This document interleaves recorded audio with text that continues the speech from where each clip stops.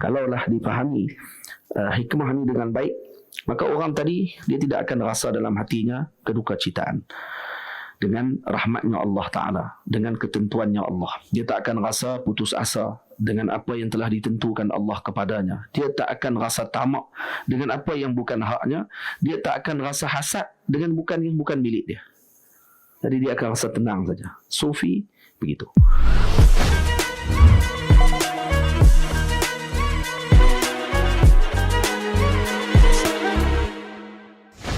Alhamdulillahirabbil alamin.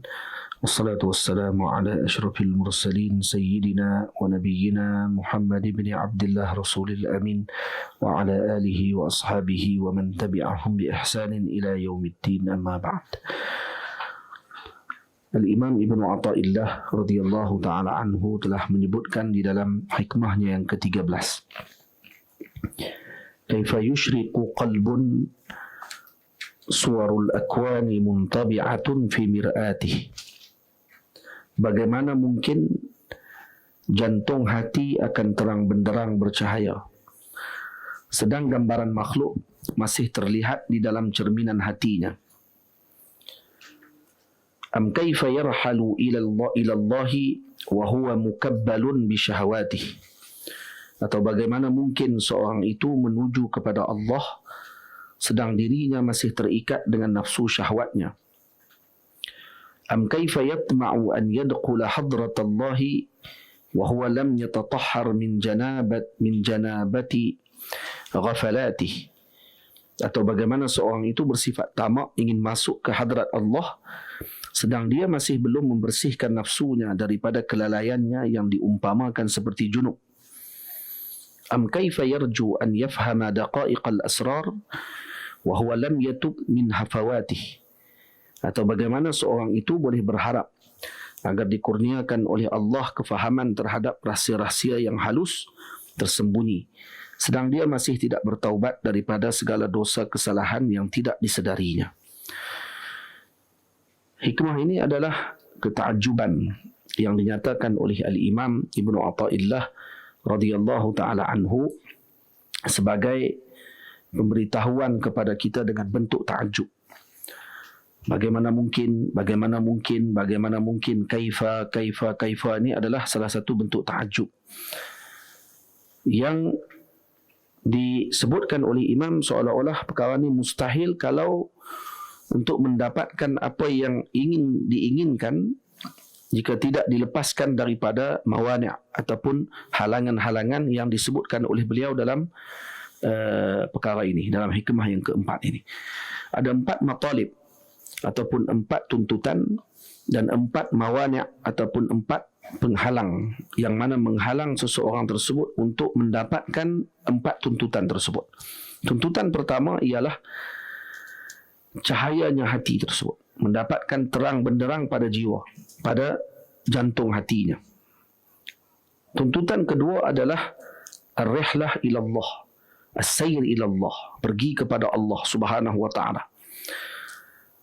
Tuntutan yang ketiga adalah masuk ke hadratillah.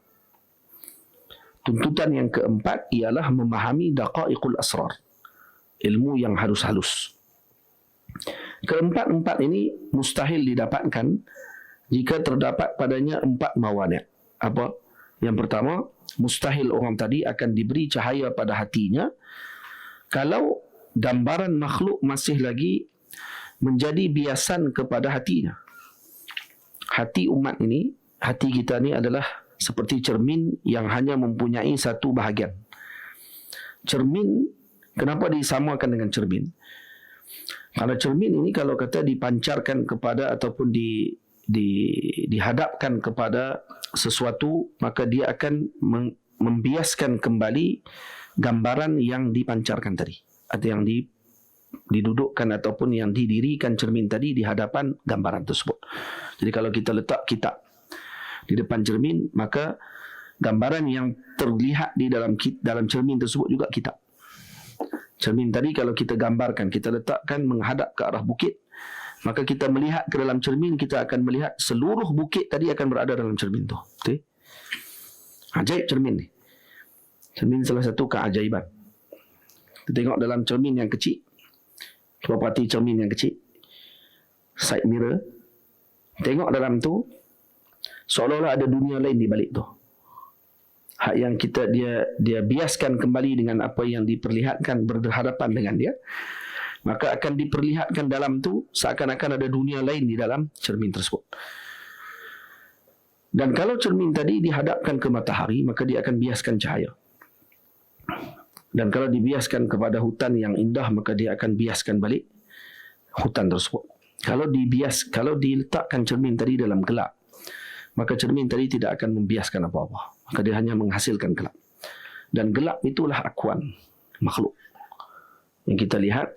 Dan kalau dihadapkan hati kita kepada makhluk dan menganggap bahawa makhluk itu memberikan manfaat dan mudarat dalam perjalanan hidup kepada Allah, bagaimana mungkin hati tadi akan diterangi dengan cahaya? Kerana cahaya ketika masuk ke dalam gelap, gelap akan hilang, cahaya akan ada. Ketika cahaya tidak ada dalam gelap, maka gelap ada, cahaya tidak akan ada. Jadi cahaya dengan gelap ni adalah abdad. Jiddan dipanggil. Dua perkara yang bertentangan, la yajtami'an, yang tidak akan berkumpul kedua-duanya dalam satu masa. Kalau masuk cahaya, gelap akan hilang. Kalau gelap ada, cahaya tidak ada. Maka kerana itu Imam Ibn Atha'illah menyebutkan dengan perkataan ataupun bahasa ta'ajub. Bagaimana hatimu diterangi? Sedang gambaran makhluk yang muzlim, yang gelap gelita ini masih lagi menjadi biasan pada cerminmu. Ini pada hatimu. Mana hatimu masih menghadap kepada makhluk. Ketika mana kita melihat dengan perkara tersebut, maka kita akan faham bahawa cahaya ma'rifah ni tak akan mampu dipancarkan daripada hati jika gambaran makhluk dan dunia yang gelap gelita ni masih menempel pada cerminan hati. Karena itu kalau kita melihat orang yang mengharapkan cahaya ni, tapi diri dia masih sayang dan kasih dengan untuk meninggalkan kegelapan tersebut, adalah sama seperti orang yang rindukan cahaya pagi tetapi matanya masih tertutup rapat dan dia sayang untuk meninggalkan tidurnya, membuka cermin, membuka tingkap dan membuka matanya melihat mentari. Macam tu lah keadaan orang yang kasih dengan kegelapan. Dan gelap ni lah yang terbitkan benih kerosakan dalam hati manusia. Hasad yang lahir daripada seseorang tersebut adalah kerana ketika mana cerminan hatinya sentiasa memandang kepada kelebihan orang lain dan menganggap bahawa kelebihan tersebut tidak sepatutnya diperolehi oleh orang tadi. Hatinya hanya sentiasa memandang kepada makhluk. Tamak, iri hati, dengki, ketidakcukupan, putus asa, semua benda tadi sebenarnya adalah disebabkan kerana hati kita sentiasa memandang kepada perkara-perkara yang danaah, yang rendah. Maka kerana itu kita akan jadi putus asa, kita rasa tidak cukup dengan apa yang ada, tidak bersifat qanaah, buruk adab dan seumpamanya, ujub, takabur, riak. Kenapa? Kerana cerminan hati kita sentiasa memandang kepada sesuatu yang bersifat danaah juga. Ujub lahir kerana melihat diri sendiri. Maka cerminan hatinya hanya melihat dirinya, menganggap bahawa dia yang memberi, dia yang mempunyai segala-galanya, maka dia jadi ujub. Riak adalah kerana dia memandang amal tu dia yang lakukan. Maka cerminan hatinya kepada dirinya dan amalnya. Lalu dia menganggap dia yang beramal dengan perkara tersebut, lalu dia berhak untuk berbangga dengan amal tersebut. Tetapi ketika hati tadi dipancarkan kepada Rabbul Jalil, Wildan, kan? Maka jadi apa Wildan? Ketika pancaran hati tadi dipancarkan kepada Rabbul Jalil, maka waktu itu dia tidak memandang lagi kepada diri dia. Dia akan memandang semuanya minallah. La haula wa la quwata illa billahil aliyil azim. Semuanya daripada Allah. Rezeki daripada Allah. Kelebihan seorang daripada Allah. Ilmu seseorang daripada Allah. Harta seseorang daripada Allah. Apa sahaja rezeki daripada Allah, apa sahaja kebaikan daripada Allah. Tidak ada sesuatu pun daripada kita semua. Maka waktu itu pandangan mata hatinya memandang kepada sir dan hikmah daripada Allah.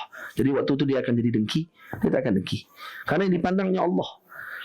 Dia akan jadi hasad, dia tidak hasad. Kenapa? Karena yang dipandang, yang memberi tadi kepada orang tersebut Allah. Jadi dia tidak hasad.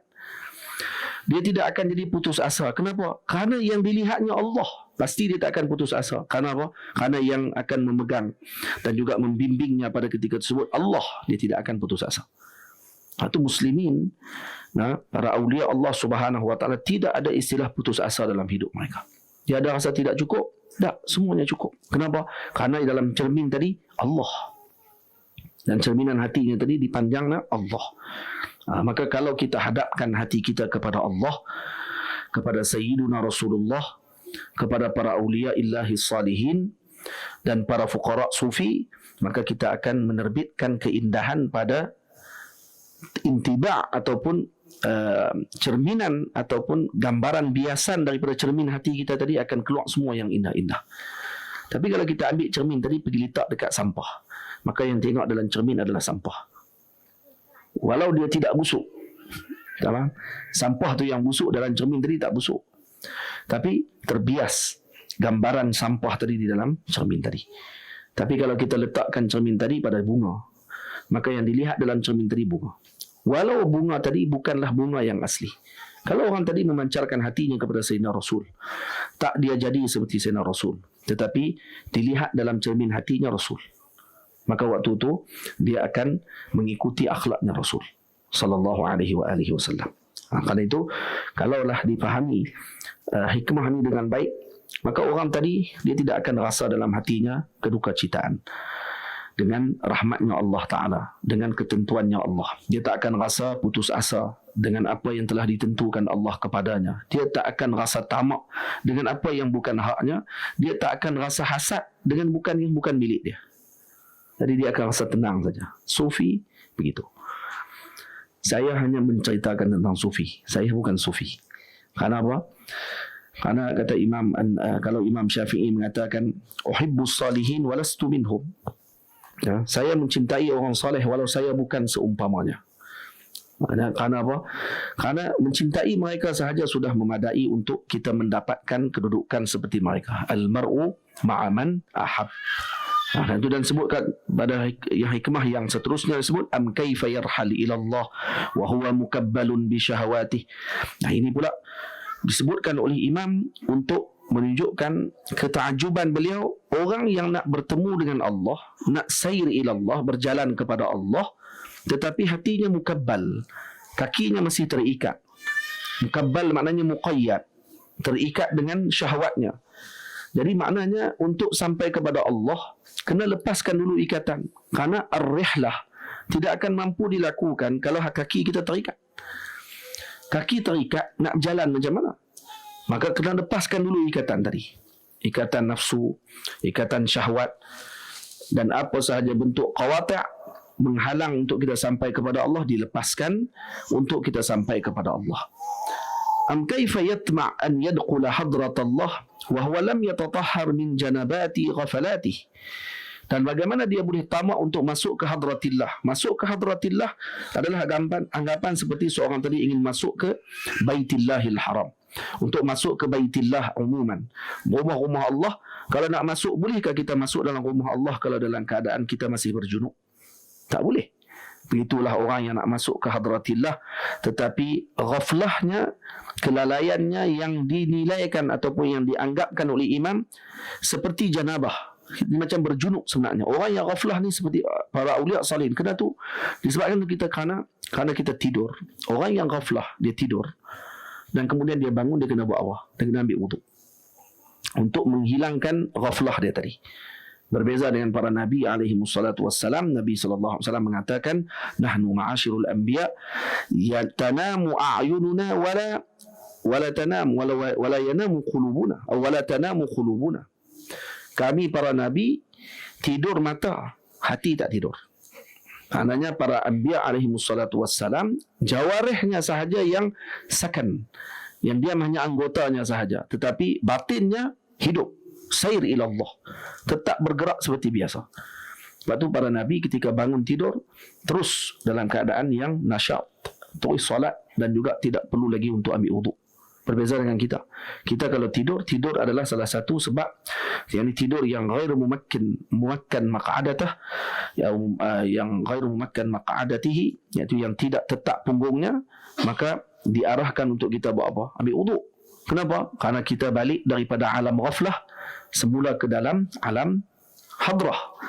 Itu hidup. Jadi kena nak masuk ke hadratillah kena wuduk semula untuk hadirkan nasyat. Para anbiya semua keadaan mereka adalah fi alamil hadrah. Dalam alam hadrah duduk di dalam kesedaran tanpa ada kelalaian sedikit pun. Jadi syaitan perbezaan besar di antara kita dengan para anbiya dan para awliya illahi salihin. Kalau ada anbiya, ada para awliya yang tidak ingin berada dalam alam ghaflah ni, sehingga Allah Ta'ala menjadikan mereka dihilangkan daripada sifat tidur. Tak tidur. Dan kita diberikan dengan tidur. Tidur. Mula bismillah, tidur. Alhamdulillah, jaga balik. Tapi khutbah Jumaat tadi saya tengok, alhamdulillah santri tak tidur semua. Tak tahu betul tak tahu lah. Tidur apa ni, nama apa? Amirul.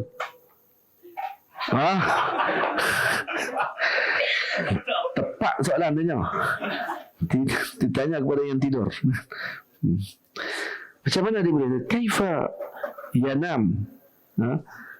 في الخطبة الرائعة في أثناء خطبة الرائعة.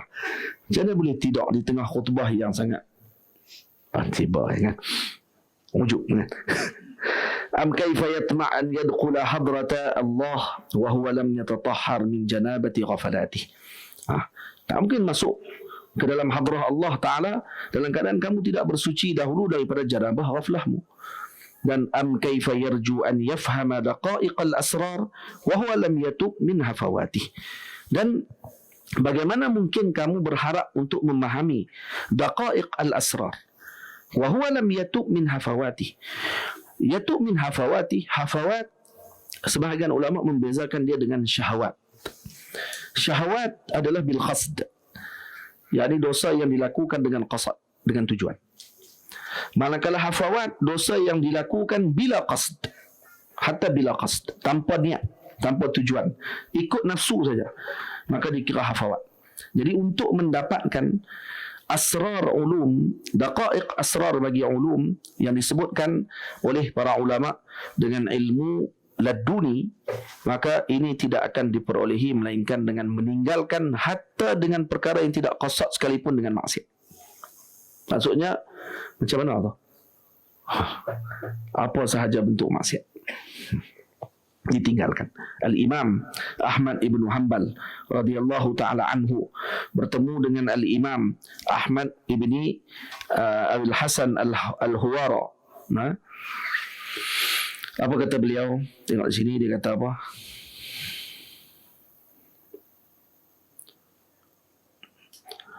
Al-Imam Ahmad ibn Abil Hawari, Al-Imam Ahmad ibn Abil Hawari ditanya oleh Imam Ahmad bin Hanbal, apa yang kamu dapatkan daripada gurumu, wahai Ahmad? Ahmad bertanya kepada Ahmad. Ahmad ibn Hanbal bertanya kepada Al-Imam Ahmad ibn Abil Hawari.